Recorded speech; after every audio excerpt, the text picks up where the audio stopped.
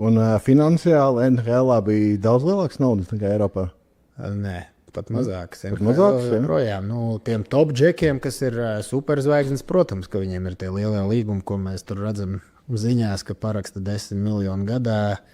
Bet, teiksim, tādu lomu spēlētājiem, ja tu pelni miljonu NHL, tu mājās atved varbūt 200,000 tikai, jo vairāk kā puse, Kanādā 51% nodokļi, pēc tam ir aģentiem, tad ir tāds escrow, ko līgai tu iemaksā, un to tu nezini, vai tu dabūsi apakaļ. Beigās man tur Kanādā, es tur reģināju, bija 72% nomaksā kaut kam.